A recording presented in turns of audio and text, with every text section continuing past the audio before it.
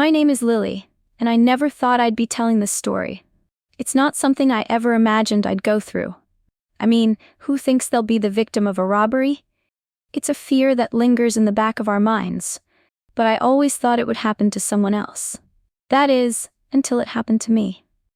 I live in a small, quiet neighborhood where everyone knows each other. We wave to one another during morning jogs and exchange pleasantries at the local bakery. I had everything I needed: a cozy little house, a job I loved, and most importantly, my best friend, Max, my golden retriever. Max wasn't just a pet. He was my family. He was loyal, playful, and always seemed to know when I needed a little extra love. It was a chilly autumn day when everything changed. The leaves were falling, painting the ground in shades of orange and gold. I had just gotten off work and decided to take Max for a walk. He loved exploring the park, sniffing every tree and chasing after the fallen leaves. As we made our way home, I couldn't shake the feeling that something was off. I brushed it off as paranoia. After all, I had my loyal companion by my side.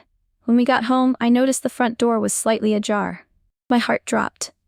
I knew I had locked it before leaving. I cautiously pushed the door open and called out, "Hello?" My voice echoed in the stillness of the house. Max's ears perked up, his body tense. He was always protective, but today he seemed extra alert. I stepped inside, and as I scanned the living room, I saw it. The mess. My heart raced as I took in the sight of overturned furniture and scattered belongings. Someone had been in my house. I quickly grabbed Max's collar, pulling him close to me. My instincts kicked in. I had to get out of there. As I turned to leave, I heard footsteps behind me. I froze. 2 men appeared from the hallway, their faces masked. My breath caught in my throat. I wanted to scream, but all that came out was a shaky whisper. "What do you want?" They laughed, a cold, cruel sound that sent chills down my spine. "Don't worry, pretty lady, we're just here for a little cash," one of them said, stepping closer. I instinctively moved backward, pulling Max closer. "Stay back," I yelled, my voice shaking. But Max wasn't having any of it. He growled lowly, his fur bristling. I could feel his muscles tense beneath my hand. The thieves seemed taken by surprise. They hadn't counted on a dog being there. "Is that mutt going to stop us?" The other thief sneered, but I could see the uncertainty in his eyes. Max wasn't just any dog, he was my protector. I knew I had to act fast. "Max, go," I commanded, and without hesitation, he lunged forward, barking fiercely. I had never seen him so fierce before. The thieves stumbled back, momentarily taken aback by his sudden aggression. "Get that dog," one of them shouted, and I felt a surge of fear, but I couldn't let them hurt him. I had to protect my best friend. "Max, come here," I called, and he obeyed, returning to my side. I knew he was scared, but his loyalty was unwavering. I could see the thieves regrouping, and I felt a wave of panic wash over me. I needed to get us out of there. "Let's go, Max," I shouted, and we dashed toward the back door. I could hear the thieves yelling, their footsteps pounding behind us. The door swung open, and we burst outside. The cold air hit my face, but I didn't stop. I ran as fast as I could, with Max right beside me. We sprinted down the alleyway, my heart pounding in my chest. I could hear their voices growing fainter behind us, but I didn't dare to look back. We finally made it to the street, and I turned to see if they were following us. I didn't see anyone, but I knew we couldn't stop. We needed to get to safety. I spotted a neighbor's house and ran up to their door, frantically knocking. "Please help," I cried, my voice trembling. Mrs. Thompson, an elderly lady who lived next door, opened the door, her eyes wide with concern. "Lily, what's wrong?" "Call the police, thieves, they're in my house." Mrs. Thompson quickly ushered us inside, and I could feel Max's body trembling against my leg. I knelt down to comfort him, running my fingers through his fur. "It's okay, buddy. You were so brave," I whispered, my voice breaking. I could hear Mrs. Thompson on the phone, her voice steady as she relayed the situation to the operator. I took a deep breath, trying to calm my racing heart. Max looked up at me with his big brown eyes, and I could see the worry etched on his face. "I'm okay, Max. We're safe now," I assured him, but I was still shaken. The thought of what could have happened if he hadn't been there made my stomach churn. The police arrived shortly after, and I explained everything that had happened. They assured me they would do everything they could to catch the thieves. I felt a mix of relief and anxiety. I was grateful to be safe, but the thought of the intruders still loomed over me. As the night wore on, I sat on the couch with Max by my side, his head resting on my lap. I kept replaying the events in my mind, the fear and confusion overwhelming me. I knew I would be okay, but I also knew that I would never look at my home the same way again. Days turned into weeks, and the police continued their investigation, but I never heard back about the thieves. They were still out there, and that knowledge made me uneasy. Max stayed close to me, always alert, his presence a constant comfort. One evening, as I was preparing dinner, I felt a wave of gratitude wash over me. Max had saved me that day. His fierce loyalty and instinct had kept me safe. I looked down at him, and he looked up at me, his eyes filled with love. "Thank you, buddy," I said softly, bending down to give him a hug. "You're my hero." Max wagged his tail, and I couldn't help but smile. Despite the fear and uncertainty, I knew that I had something special with him. Our bond was unbreakable, and no matter what happened, we would face it together. As time went on, I began to heal.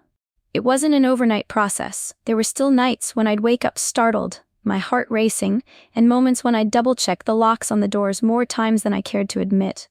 But slowly, the sharp edges of fear started to soften.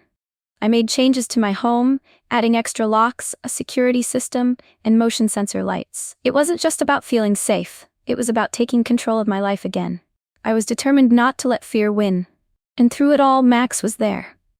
He was my constant, my reminder that I wasn't alone. His presence gave me courage. On the days when I felt shaky, he'd sit close to me, his warm body pressed against my leg, as if to say, "I've got you." With him by my side, I felt braver, stronger, more like myself again. One rainy afternoon, I decided to take Max for a walk in the park. The rain had been falling steadily all morning, washing away the fallen leaves and leaving the world looking fresh and clean.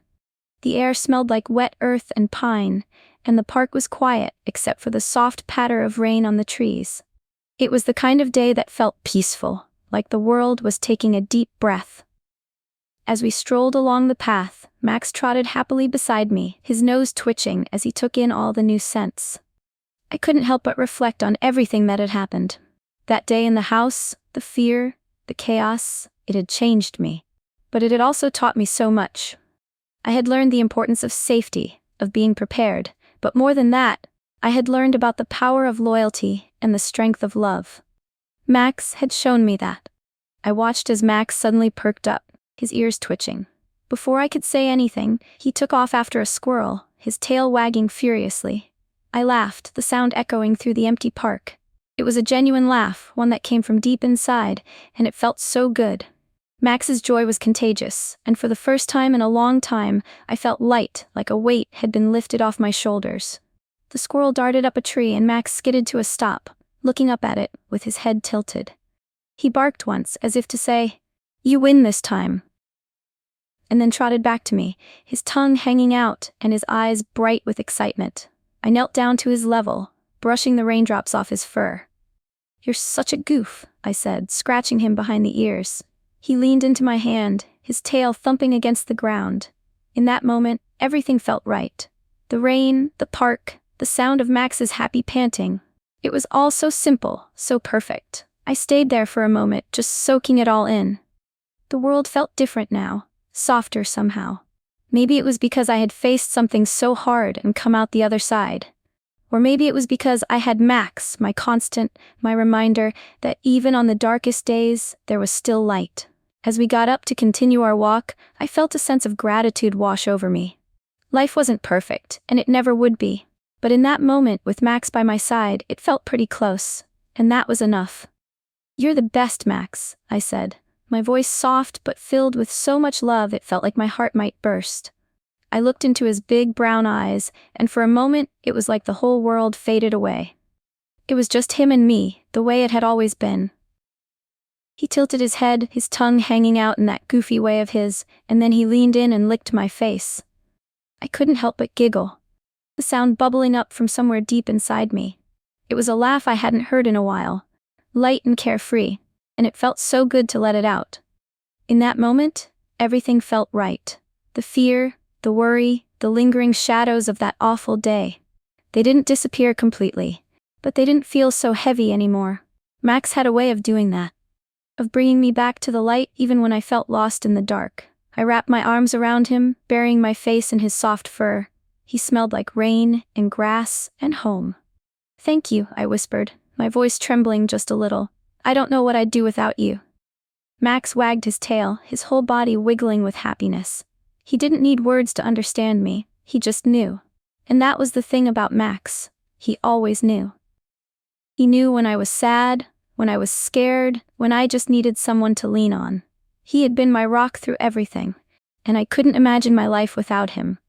As I sat there in the park, the rain starting to fall softly around us, I made a promise to myself and to Max. I promised to cherish every single moment with him. The walks, the lazy afternoons, the quiet nights when it felt like the whole world was asleep except for us. I promised to never take him for granted, to always remember how lucky I was to have him by my side. We had both been through something traumatic, something that could have broken us. But instead it had made us stronger. Together we had faced the darkness and come out the other side. And I knew, without a doubt, that we could face anything else life threw our way.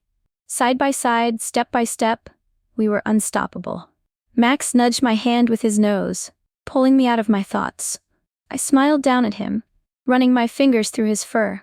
"You and me, buddy," I said softly, "always." He wagged his tail again, his eyes full of trust and love. And in that moment, I felt it.